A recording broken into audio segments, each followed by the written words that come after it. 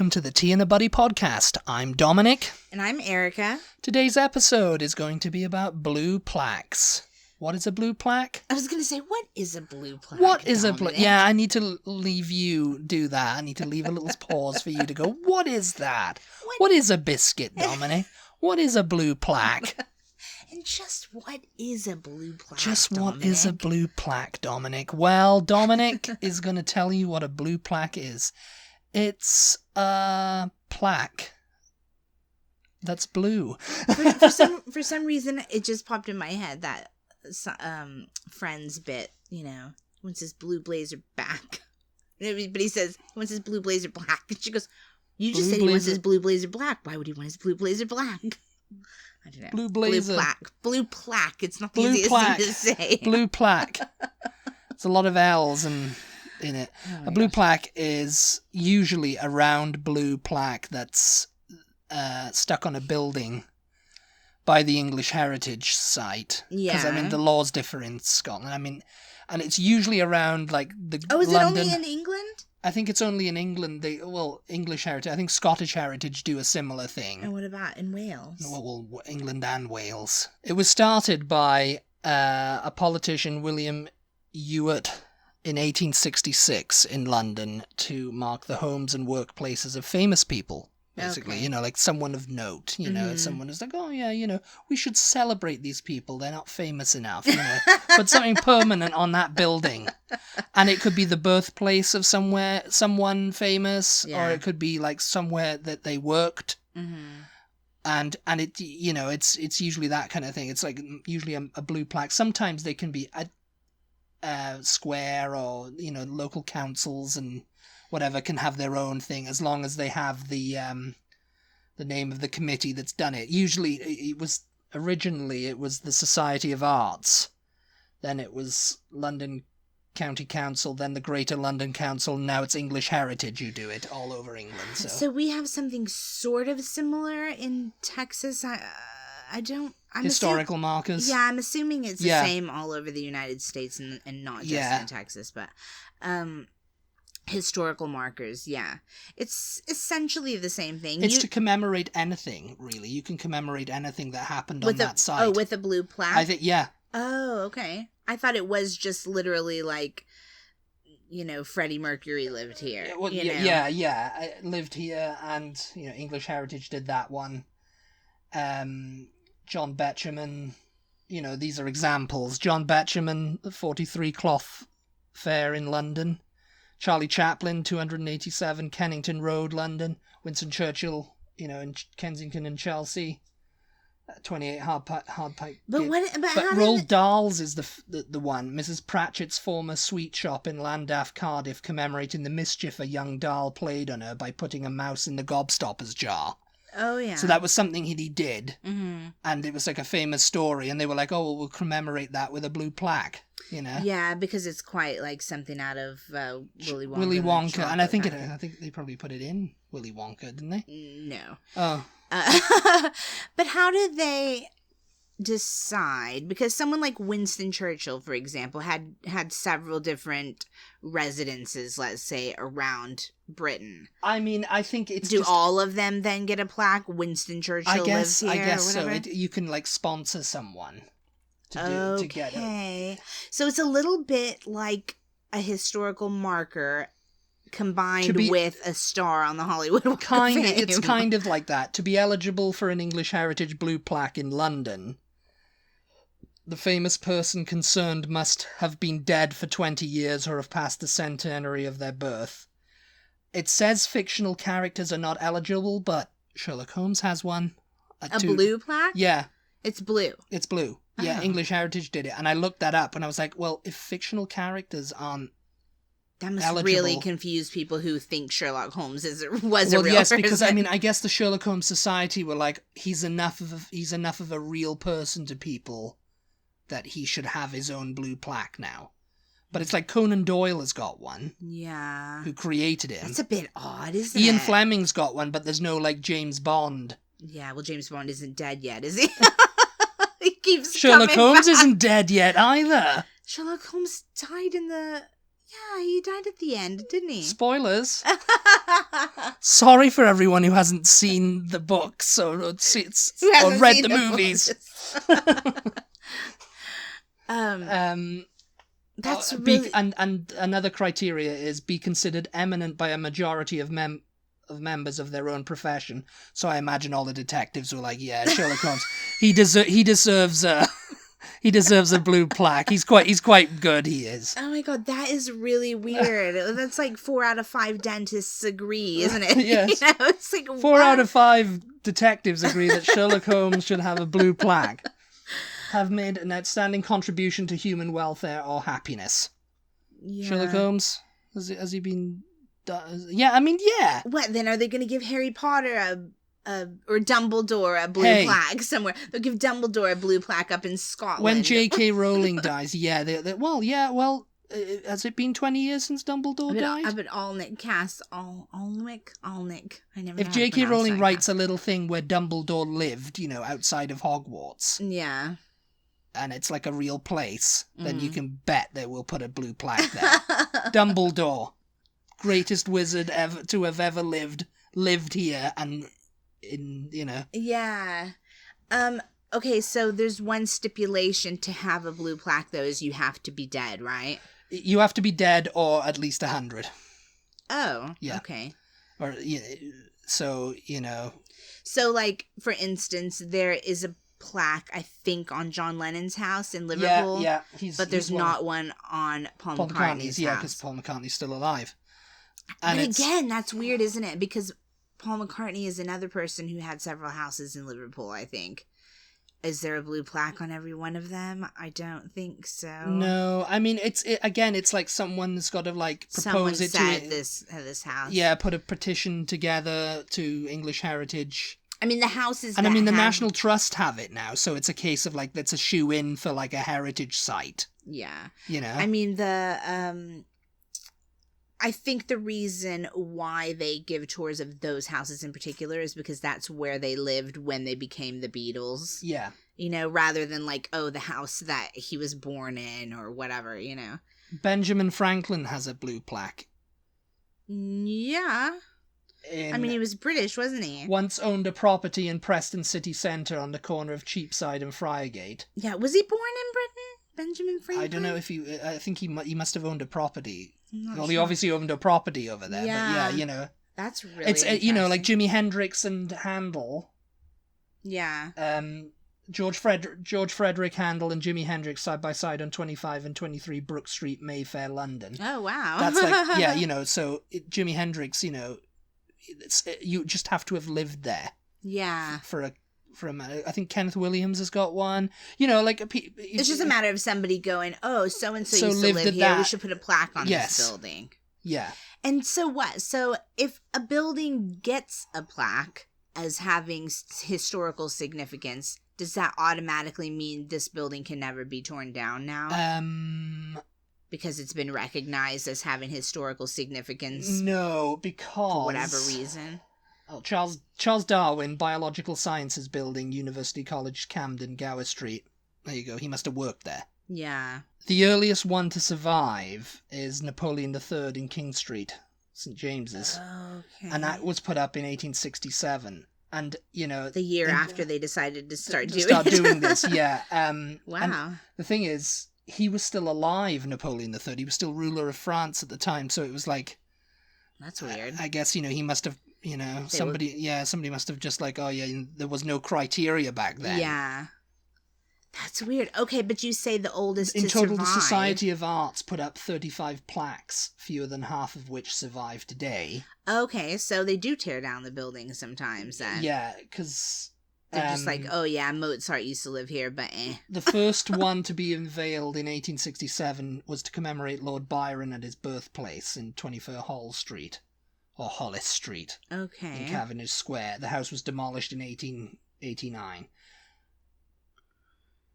So that doesn't survive anymore. But I think now there's more kind of like, there's a blue plaque on that building now, so that's kind of like...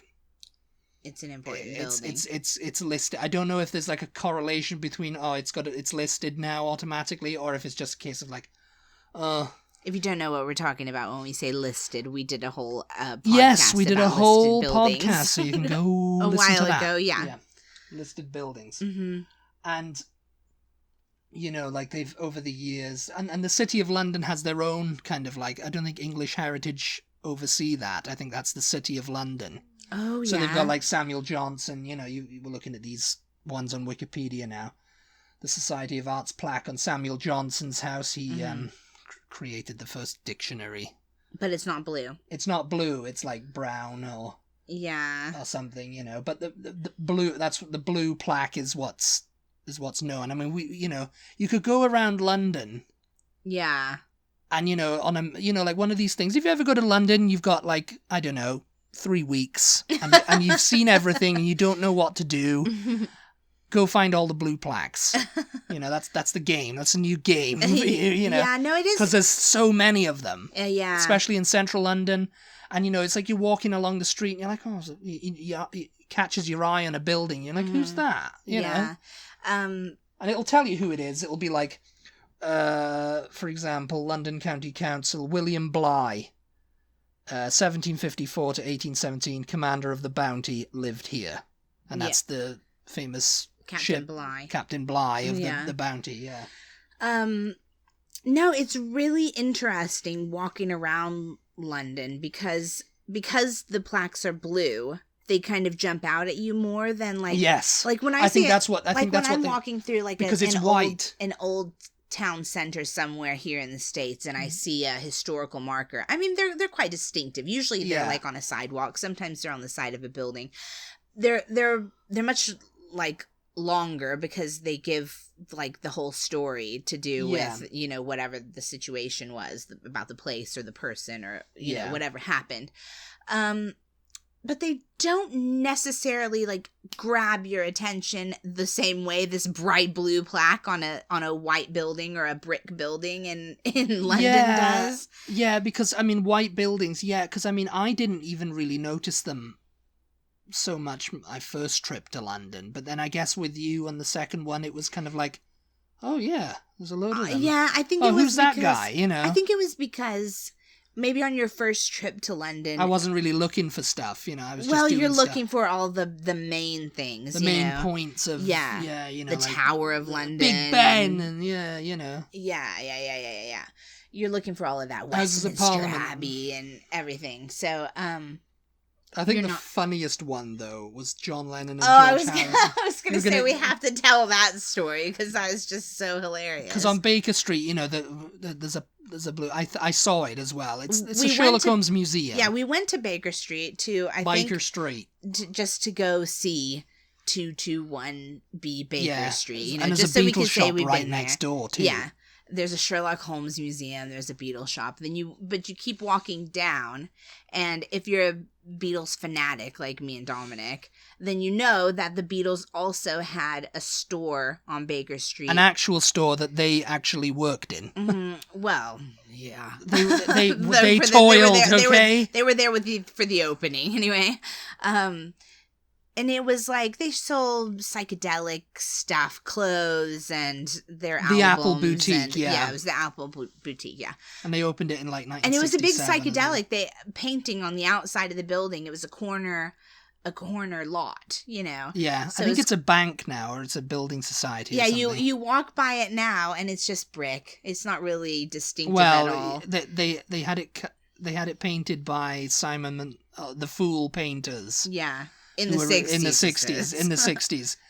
And it was all psychedelic and everything, but of course all the surrounding business was like, no, got to paint it white. Can't have all that psychedelia around here. Yeah. So we're like, we'll just paint it white and project it onto the onto the building. But that thing, and then I guess they just lost interest. They lost money. It's just brick now, isn't it? It just looks kind of like all the other buildings. It's just brick, there. But on the building, there's a blue plaque because obviously, you know, it had something to do with the Beatles. It was somebody was like, oh, there should be a plaque on this building. But the hilarious thing is what the plaque says, because it's not like, it wasn't their house. You know, they didn't live there. They didn't live there. They, you know, whatever some of the other situations are that these people get these blue plaques. it was like, they owned this building that was a store. Yeah, I mean, their Apple company So that they formed in 1967. So the blue plaque on this building says... It says John Lennon, and then it says their dates of birth and... Oh, I think it says that. Their dates of birth and dates of death. John Lennon and George Harrison worked here. And that is it. Worked here. Like they were shop assistants or something, It's like they worked here, And it's like... I guess I don't even think it says, because we got a picture of it somewhere. We might put it up on. I mean, I guess if you just knew who John Lennon and George Harrison were, and you weren't like a big Beatles fan, and you read that, you would probably think like, oh, maybe this was something to do like before they got like into the Beatles, John Lennon and George Harrison, they wanted to make their fortune, so they came down and they worked in a shop. Yeah, that used to thing. It was a sweet shop. Yeah, they were handing out sweets, or it was a fish and chip shop, or it was a something, and they just worked here together. Yeah, they came to London and worked here before Simon Cowell walked in and said, "I'm going to make you 2 stars." Yes. I don't know if you guys find that as funny as we do, but when we saw that, we started cracking up, yeah, and people were just like, "Oh, what?" We were just dying. John Lennon and George Harrison worked here. Worked here. But yeah, so the plaques. But that was my first plaque, I think, that I had seen that said anything other than lived here. Yeah, or was born here. Yeah. Usually it's born here, it's a childhood home, and if it's still around. I mean, for example, like Sean, like if the buildings are no longer there, if the area's kind of been cleared. Yeah. And a famous person, like for example in Fountain Bridge in Edinburgh, it's largely been redeveloped now, since Sean Connery was a kid. Yeah. And they put up a blue plaque on one of the buildings in the general area because they couldn't find the exact spot. Oh yeah. And it just said Sean Connery was born in Edinburgh here, Fountain Bridge. Yeah. And I mean, I guess they have to put his date of death on it now or whatever. Which I guess they would. That's interesting. I guess it's a little bit like he was still alive when they put it up, though. It's a little bit like, what's the point of putting the plaque up if it's not the actual building anymore? Because anybody who's a Sean Connery fan can just go, oh yeah, Sean Connery's from around right around here somewhere, Yeah. And it's just like, yeah, if you put it on the building and it's this big, tall, like glass skyscraper, it's just like, Sean Connery was not born in that building, Well, yes. I don't know. It seems a little bit kind of ridiculous, but I mean, because having been dead for 20 years, the plaques are like that's basically what the whole thing is. The scheme is for. Mm-hmm. It's like to commemorate someone. Yeah. Like, oh, they lived here and they were a public figure. Mm-hmm.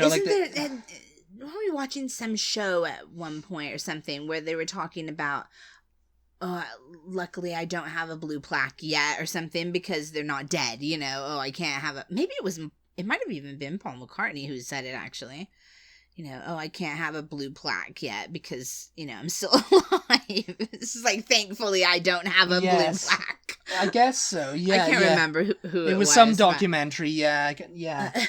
But no, that's another of the criterias, have lived or worked in that building. Okay. In London, excluding City of London and Whitehall, because they have their own way of doing things. Yeah. For a significant period in time or importance within their life and work. Be recognisable to the well-informed passerby or deserve national recognition. Isn't there now, like... So it's like a case of like John Betjeman. Which is who? Exactly. He was a poet. I think he was poet laureate as well, actually. And he wrote... I know he wrote poems. I can't remember... I mean, people are probably screaming at me now that, he wrote this, he wrote that. It sounds a bit familiar, but... What he wrote, it's blank now without a Google search. Mm-hmm. But, he was a poet. I think he was poet laureate, too. Yeah. For a long time. And, but exactly, who's that? And there's a lot of, like, blue plaques that are just, like, John Smith, Yeah. It's like, who's that? Oh, he invented pencils. Yes. Invented the pencil, lived here. I was like, oh, that's mildly interesting. Yeah. I had no idea who invented the pencil, Mm-hmm. who invented the skip, Yeah. Bobby Moore, It's just like, it's an seem to- Alan Partridge joke. I seem to think there was some travel vloggers we were watching that were just like going by, and they were like, "Oh, Jimi Hendrix apparently lived here." They were just like, Yes, literally walking by a building, and then they noticed, "Oh, there's a blue plaque here. Oh, that's interesting." Like for example, Muhammad Ali Jinnah, he was the founder of Pakistan. Okay, yeah. 35 Russell Street, Kensington, London, at the house where he stayed while in London in 1895. Okay. But he's the founder of Pakistan, so it was he gets a plaque. It was just a house where he stayed for a while. That's so weird. Yeah. I mean, Jimi Hendrix too. I mean, yeah, that's true. He stayed there. He wasn't really living there. Mm-hmm. Well, I guess he was. I think so. Yeah. I mean, I think he did for a while. What I was going to say though is, so I guess sometimes you can you be denied for this? Can you apply to have a blue plaque on a place and get denied? Well, here we go. T. Lawrence, 14 Barton Street, Westminster, SW1, and another at 2 Polstead Road, Oxford, Ox2, which was his childhood home. So he's got one in Oxford and he's got one in London. Okay. And I mean, John Lennon has one in Mendips and he has one in Baker Street. And I'm sure there's probably one on Savile Row, too, on 3 Savile Row. Yeah. The Abercrombie and Fitch, there's probably a blue plaque. Maybe, I don't remember. I can't remember seeing it, but they're probably going to have to put up one at some point. There is one, the point I was getting to, and I asked if you can get denied to have a blue plaque, is because, do you remember when we were in Liverpool and we went and saw the art college that he went to, which was right next door to the school that George Harrison and Paul McCartney went to school? Yeah. And they would at lunch practice and play for the students, whatever. There was a plaque up. There was a plaque on the art college, but it was not a blue plaque. It was black. It was just black, I think. Yeah, they can. I mean, local councils and they have different criteria, and you can apply to the local council, say, oh, I just found out that the inventor of the skip lived here when he was born, and we all use skips, so we should celebrate that. Yeah.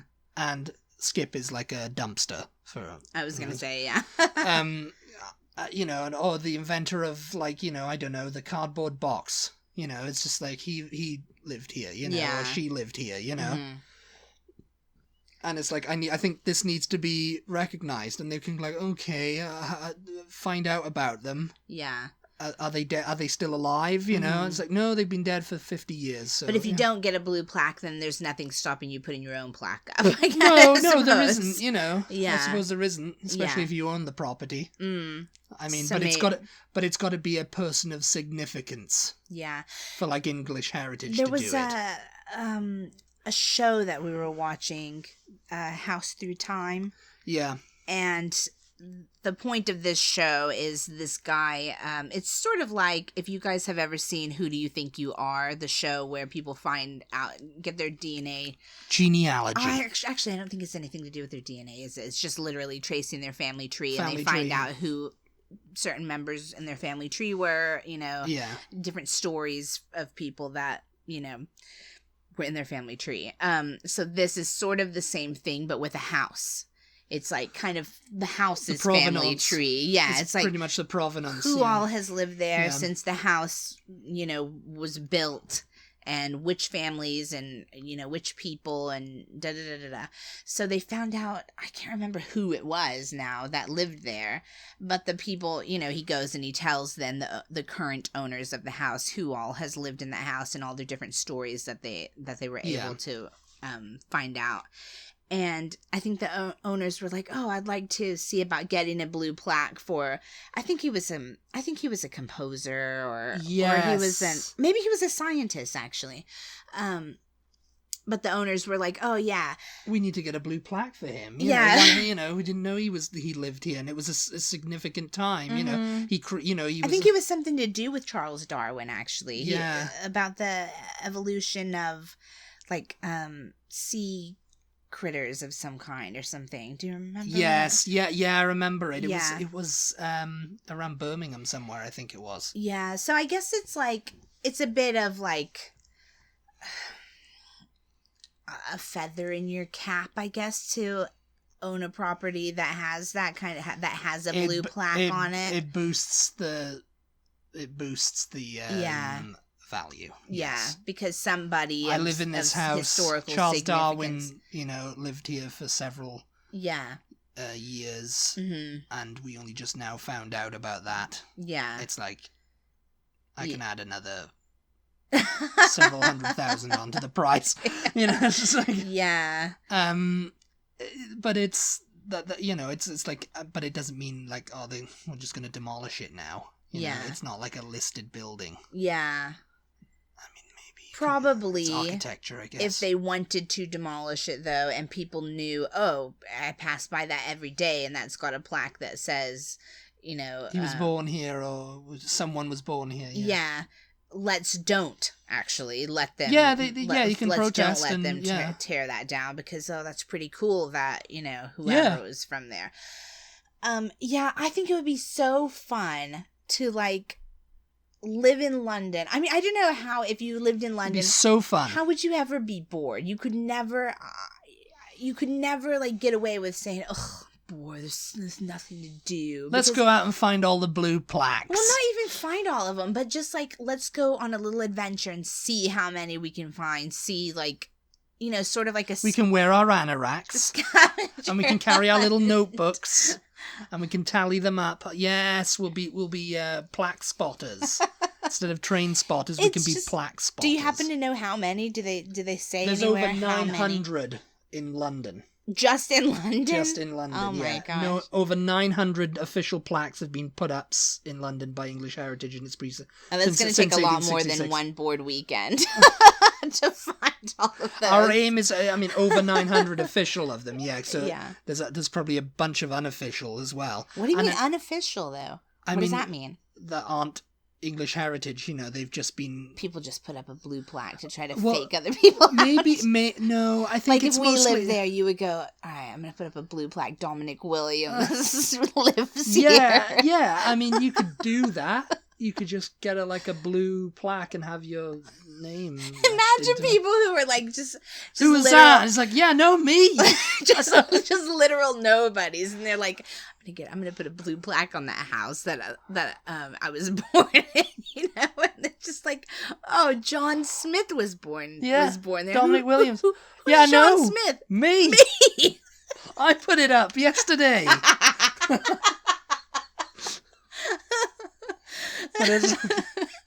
And it's like, I'm really proud of that. And I walk by this house every day. And I see, I was born there. Live across the road now. Oh my God. You know that at some point somebody's since 1890, whatever, somebody has done that. Somebody's just like big up themselves, like I'm way more important than people are giving me credit for. Yes. Like I really deserve a blue plaque on that house. I'm considered eminent by a majority of my peers.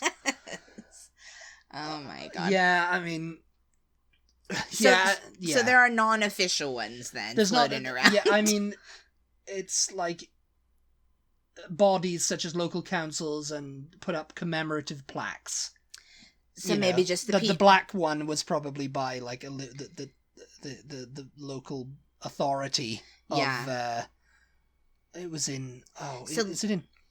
Where? In Liverpool. Where is it? It's in... What? The college? Yeah. What is the area? The Dingle, isn't it? No. It's in the Dingle? The art college? No, it's just near town. I don't know. Near town. Well, I thought the Dingle was near town. Okay, so here's my other question then. So then what it sounds like to me is like, let's say the people of that little dead-end street that of the house... where George Harrison was born, like all the neighbors of that street could get together.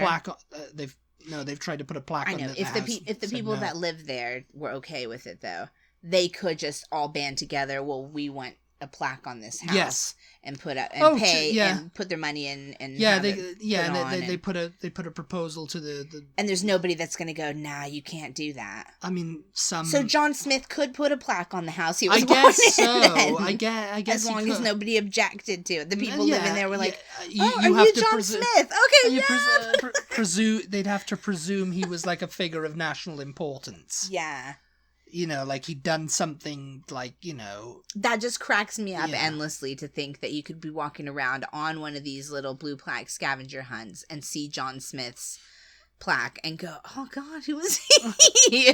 Well, we do that anyway. Yeah, I guess so. With some of the people who actually are or Elias were important. Howe, you know. Yeah. Blue plaque for Elias Howe. He invented the typewriter, you know, whatever. Yeah.